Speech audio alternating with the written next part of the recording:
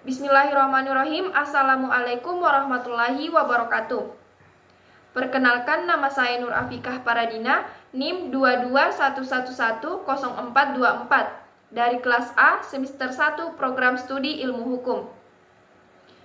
Di sini saya akan memaparkan beberapa pendapat dari pakar ahli mengenai teori ketuhanan dan perjanjian masyarakat pada abad pertengahan.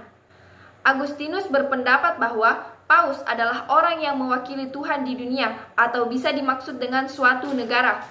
Pemikiran beliau ini tertulis di dalam sebuah karya yang berjudul City of God atau Kerajaan Tuhan.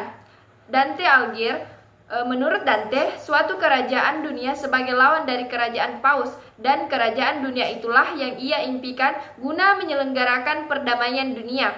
Sehingga tujuan negara menurut Dante untuk menyelenggarakan perdamaian dunia dengan jalan menggandengkan undang-undang yang sama bagi semua umat.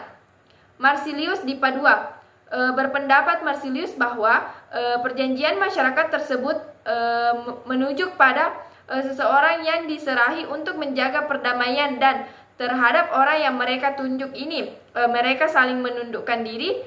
Jadi mereka ini selain menggandengkan perjanjian untuk membentuk negara, juga perjanjian untuk menundukkan diri.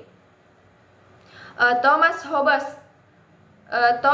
menurut Thomas, kehidupan manusia sebelum adanya negara terdapat dalam keadaan alamiah sama sekali bukan keadaan yang aman dan sejahtera. Akan tetapi, sebaliknya, keadaan alamiah merupakan keadaan yang kacau tanpa hukum, tanpa pemerintah, tanpa ikatan sosial antar individu di dalamnya.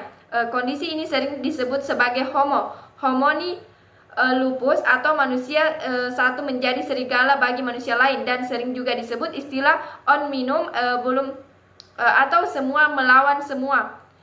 John Locke berbeda dari Hobbes yang melihat keadaan alami sebagai suatu keadaan yang kacau.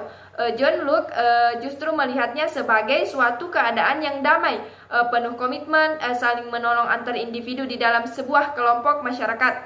Sekalipun keadaan alamiah dalam pandangan John Locke merupakan suatu yang ideal, ia berpendapat bahwa keadaan ideal tersebut memiliki potensi terjadinya kekacauan lantaran tidak adanya organisasi dan pemimpin yang mengatur kehidupan mereka. Di sini unsur pemimpin atau negara menjadi sangat penting demi menghindari konflik antar warga negara. Berdasarkan pada alasan inilah negara mutlak didirikan. Jean-Jacques menurut Rousseau, keadaan suatu negara berdasarkan pada perjanjian warga negara untuk mengingatkan diri dengan suatu pemerintahan yang dilakukan melalui organisasi politik. Menurutnya, pemerintahan tidak memiliki dasar kontraktual, melainkan hanya organisasi politiklah yang dibentuk melalui kontrak. Immanuel Kant berpendapat dengan Rousseau yang menyatakan bahwa kedaulatan ini berada pada rakyat dan kemauan umum untuk menjelma pada perundang-undangan negara. Itulah tadi pemaparan materi dari saya. Lebih dan kurangnya mohon dimaafkan. Wassalamualaikum warahmatullahi wabarakatuh.